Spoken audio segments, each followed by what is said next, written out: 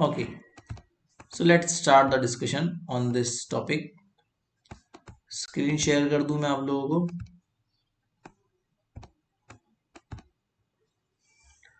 तो कल हम लोगों ने हाई फील्ड डोमेन की बातें करी थी। आज हम उसकी प्रॉपर्टीज के बारे में डिस्कस करेंगे। हाई फील्ड डोमेन क्या होता है, तो मोड क्या होते हैं ऑपरेशन करने के, मतलब जो हम लोग बातें कर रहे हैं उसके ऑपरेशन मोड क्या क्या होने वाले होते हैं, तो वो भी हम लोग आज डिस्कस करेंगे। और कल आपका ये यूनिट खत्म हो जाएगा।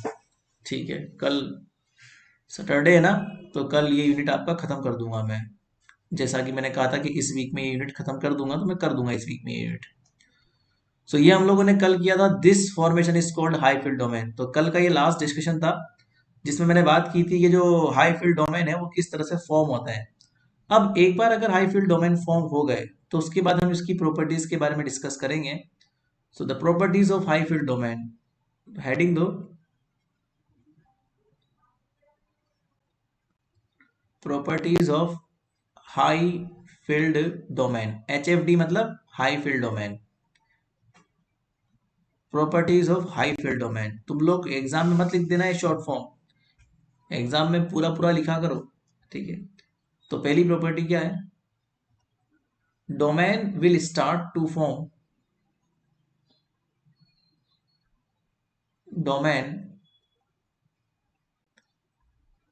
Will start to form whenever the electric field increases, whenever the electric field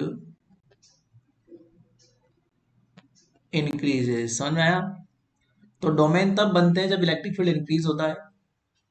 कब होता है? अबाउट अ थ्रेशोल्ड वैल्यू, एक निश्चित सीमा के बाद, अ थ्रेशोल्ड वैल्यू, एक थ्रेशोल्ड वैल्यू के बाद होता है ये सब। In a region of sample, in a region of sample, तो जो सैंपल में आप काम कर रहे हो सैंपल के रीजन में ये होता है। नंबर दूसरा, whenever electric field increases, whenever electric field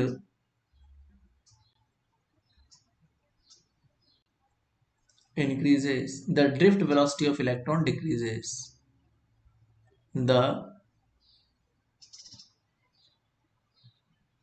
drift velocity of electron decreases, the drift velocity of electron decreases। ऐसा होता है, क्यों होता है? क्योंकि हम लोग नेगेटिव रेजिस्टेंस में काम कर रहे हैं। अगर हम लोग नॉर्मल रेजिस्टेंस में काम करते तो इलेक्ट्रिक फील्ड बढ़ाने पर ड्रिफ्ट वेलोसिटी बढ़ती है, बट नेगेटिव रेजिस्टेंस में इलेक्ट्रिक फील्ड बढ़ाने पर ड्रिफ्ट वेलोसिटी जो होती है ना वो कम हो जाती है। सो इलेक्ट्रिक फील्ड इंक्रीज करने पर ड्रिफ्ट वेलोसिटी जो है वो डिक्रीज हो जाएगी।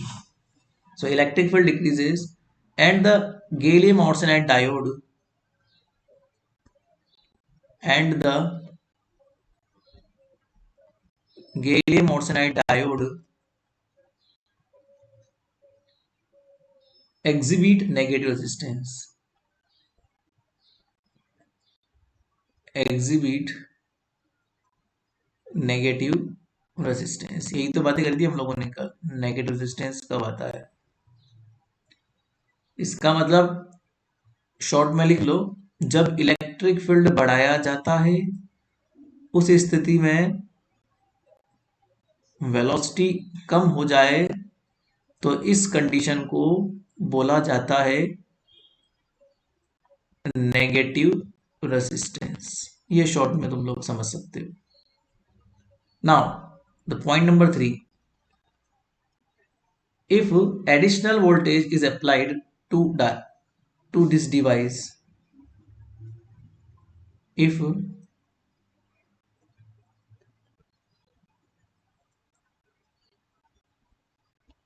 additional voltage is applied, if additional voltage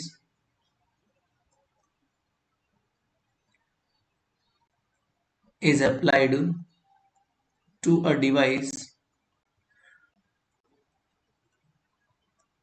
device containing a domain.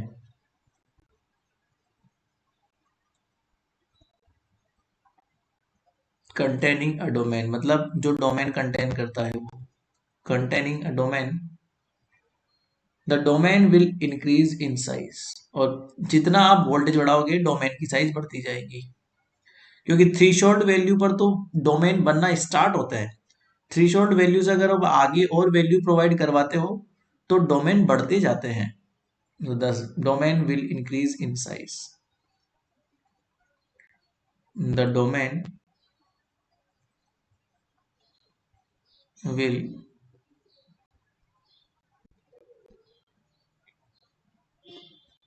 Increase in size, ठीक है। And above more voltage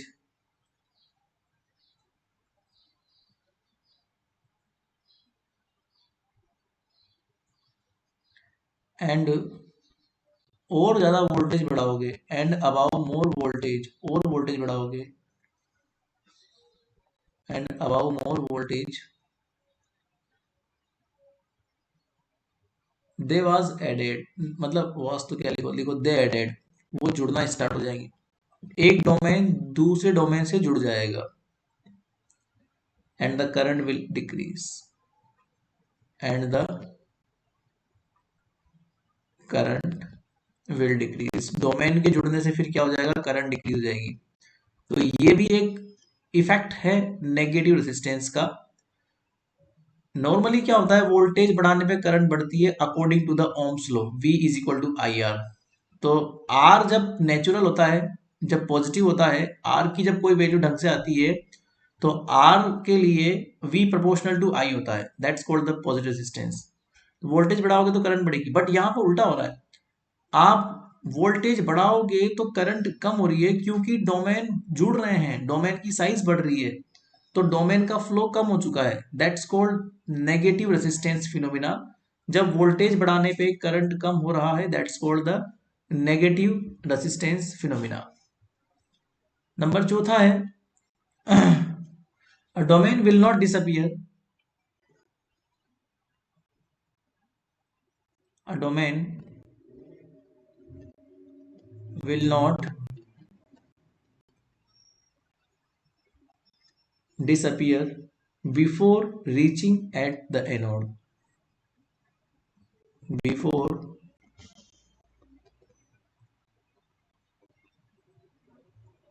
reaching at the anode. Anode तक पहुंचने से पहले पहले डोमेन गायब नहीं होते हैं, वो अवेलेबल रहते हैं, unless the voltage dropped between threshold, जब तक कि वोल्टेज थ्रीशोल्ड से कम ना हो। थ्रीशोल्ड से कम होते ही डोमेन गायब हो जाएगा, वरना डोमेन तब तक गायब नहीं होगा जब तक वो एनोड तक नहीं पहुंच जाता, अनलेस द वोल्टेज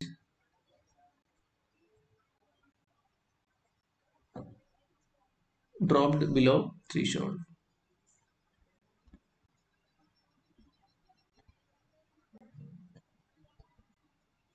इसका मतलब ये है कि डोमेन के गायब करने के केवल दो ही मेथड है, या तो वोल्टेज को थ्रेशोल्ड वैल्यू से कम ले आओ, या फिर वो अपने आप एनोड पर जाकर खुद खत्म हो जाएगा। तो ये उसके दो तरीके, just hold down, just wait.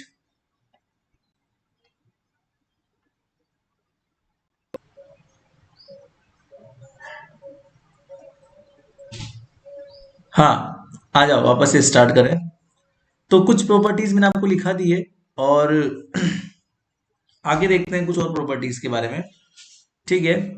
तो बेसिक चीज ये है कि डोमेन आपने बना दी है, अब आगे लिखो the formation of new domain. अब आपको पहले डोमेन की आप लोगों ने बात करी ली, पहले डोमेन में क्या क्या होता है।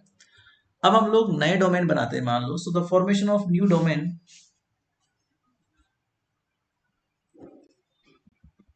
The formation of new domain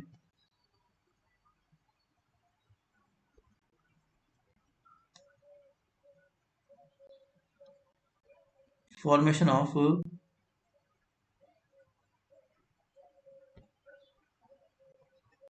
new domain can be prevented by decreasing the voltage.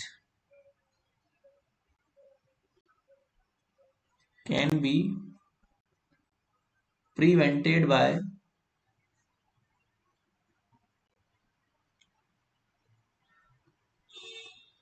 decreasing decreasing the voltage, decreasing the voltage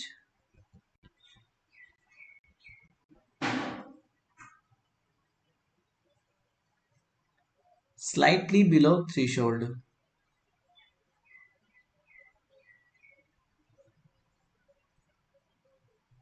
Slightly below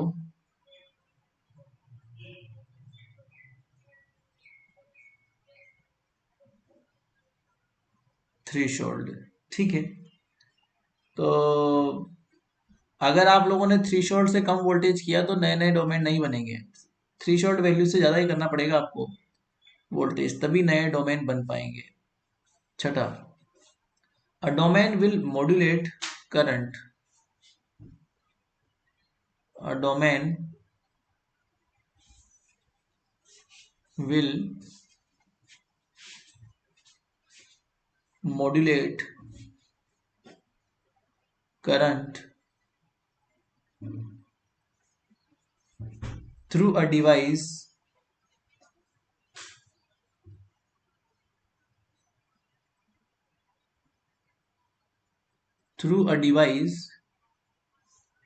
as a domain pass through, as a domain pass through. तो domain वहां से pass out होते हैं और modulate हो सकते हैं, मतलब करंट फ्लो करवाएंगे किसी भी डिवाइस के थ्रू। आप डोमेन को नाप सकते हो, कैसे नाप सकते हो? करंट नाप कर। तो करंट नाप लिया आप लोगों ने, मतलब डोमेन पास आउट हो गए। Pass through region of different doping, pass through the regions, अलग अलग रीजन से, pass through the regions of different doping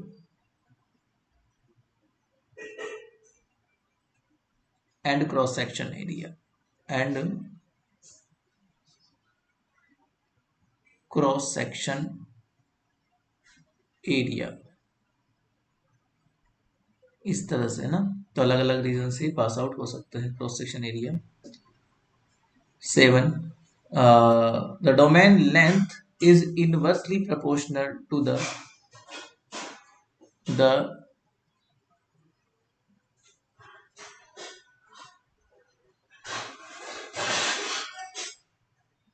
domain length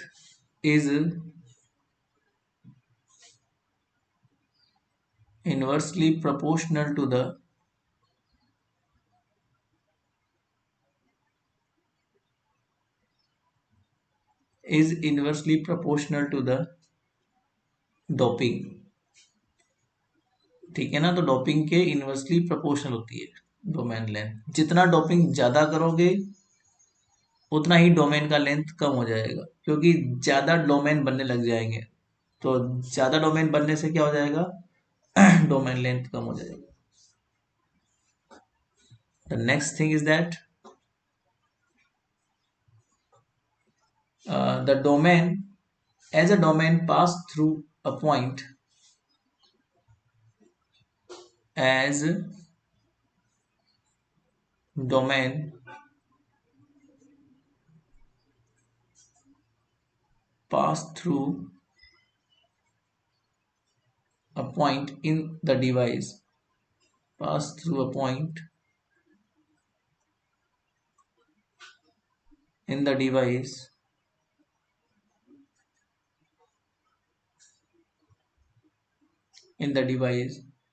the domain can be defective by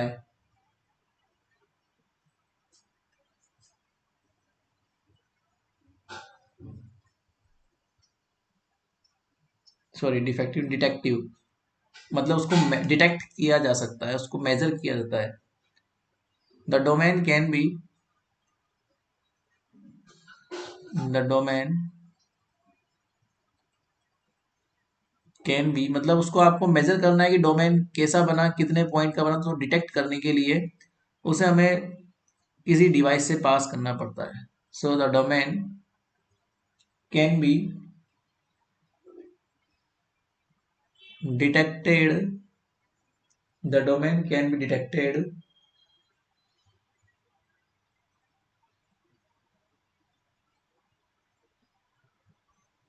by capacitive contact, मतलब उसको capacitive contact में लाके, capacitive contact में लाके उसको डिटेक्ट कर सकते हैं bye capacitive contact.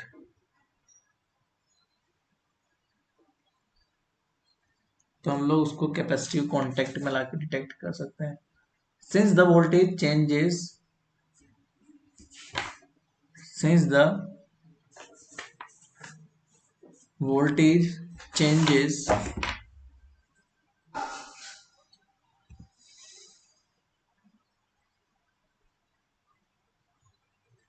since the voltage changes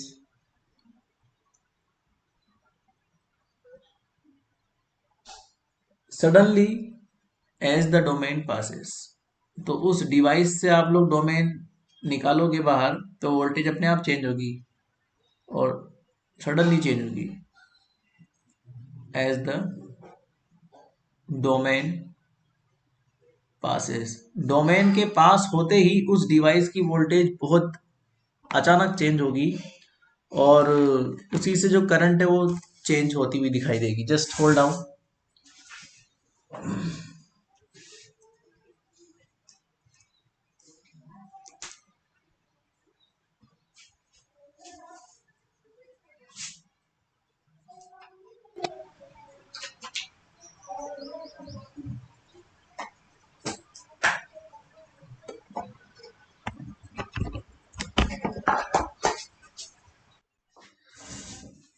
हाँ, तो ये वाली बात है डोमेन फॉर्मेशन में। अब देखो डोमेन कितने बड़े साइज का है, कितनी करंट फ्लो करवाएगा, कितनी वोल्टेज लेके आएगा, ये सब बात डिपेंड करती है डोपिंग के ऊपर।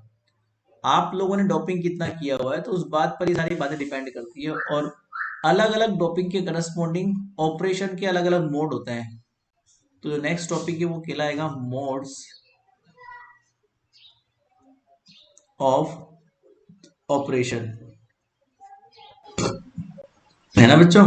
तो मोड डिपेंड करता है कि वोल्टेज और करंट कितना है और वो डिपेंड करेगा कि डोपिंग कितना किया हुआ है आप लोगों ने। The formation of a strong space charge, the मतलब डोमेन का फॉर्मेशन बता रहा हूं मैं, अलग अलग डोमेन कैसे फॉर्म होता है। So the the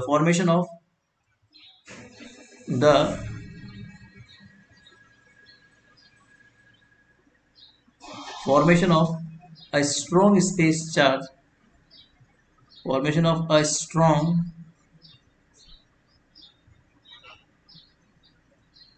space charge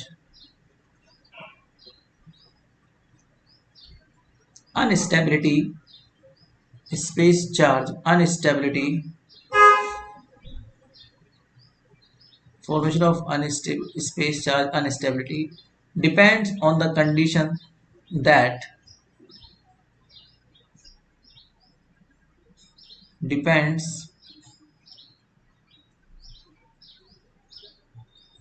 on the condition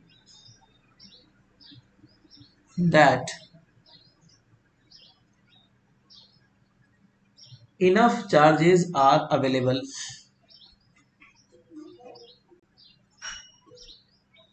enough charges are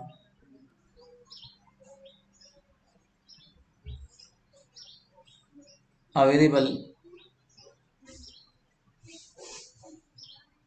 in the crystal, in the crystal। समझ में आ गया।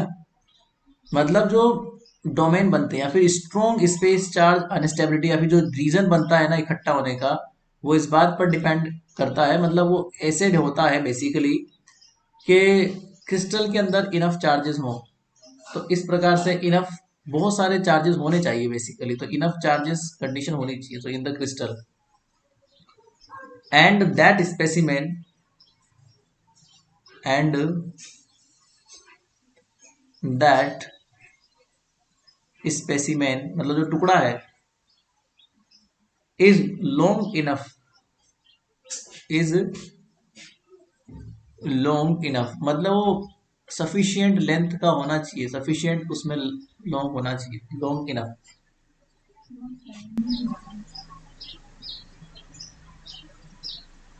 And long enough so that the necessary amount of space charge so that so that necessary so that necessary amount of space charge, amount of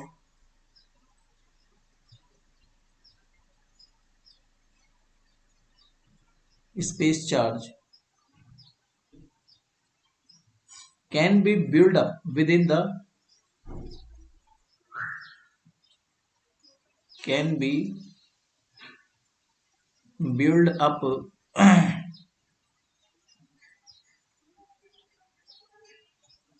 within the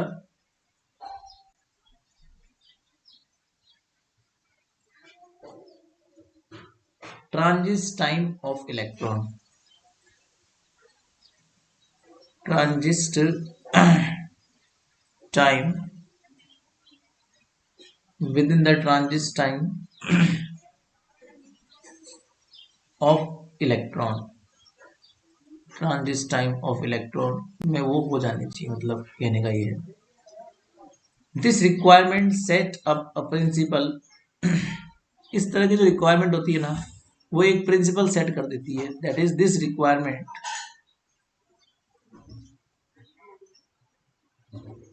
this requirement कौन सी requirement, domain के formation की requirement, so this requirement set up a principle, set up a principle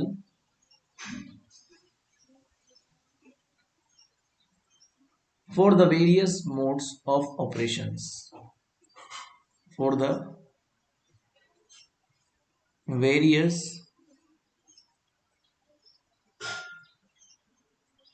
modes of operation. तो इस requirement की वजह से अलग अलग डोमेन की साइज अलग अलग होती है, अलग अलग स्पेसिमेन की साइज अलग अलग होती है, इसलिए उन्हें अलग अलग चार्जेस की नीड होती है भाई, किसी में कम चार्जेस चाहिए, किसी में ज़्यादा चार्जेस चाहिए, और उसकी एक कंडीशन भी होती है कि ये last line build up with in the transit time of electron, electron अपना ट्रांजिट टाइम करें उस टाइम से पहले पहले उनका फॉर्मेशन होना चाहिए, क्योंकि अगर वो ट्रांजिस्ट कर गए तो फिर फॉर्मेशन कैसे होगा डोमेन का, तो उनके ट्रांजिस्ट होने से पहले ही डोमेन का फॉर्मेशन होना चाहिए। तो ये जो रिक्वायरमेंट है इस वजह से हमें अलग अलग मात्रा में उनकी डेंसिटी चाहिए, ठीक है ना, just hold down, various modes of operation, ठीक है, to bulk material operations, to bulk material having negative having different negative resistance devices, having different negative resistance devices, so there are basic modes of operation। तो कुछ basic modes हम लोग पढ़ेंगे, ये last है बस, कुछ अलग अलग इंपॉर्टेंट मोड्स हैं, ये लास्ट है इस यूनिट का बस, अब ये बेसिक मोड्स आप लोगों ने पढ़ लिए, इसका मतलब इन्हीं में से एक सवाल आता है। There are basic modes of operation, there are basic modes of operation. इनमें से सबसे इंपॉर्टेंट मोड होता है LSA मोड, वो हम लोग कल पढ़ेंगे। और जितने भी ये ऑपरेशन के मोड है, इन सब के बारे में हम लोग कल ही पढ़ेंगे। दो इंपॉर्टेंट मोड है जो आपके एग्जाम में आते हैं, एक तो गन मोड और एक LSA मोड। तो गन मोड और LSA मोड दोनों बहुत इंपॉर्टेंट होते हैं, इनमें से एक ना एक मोड आता है। तो ये हम लोग कल ही बात करेंगे इन सभी मोड्स की, ठीक है ना।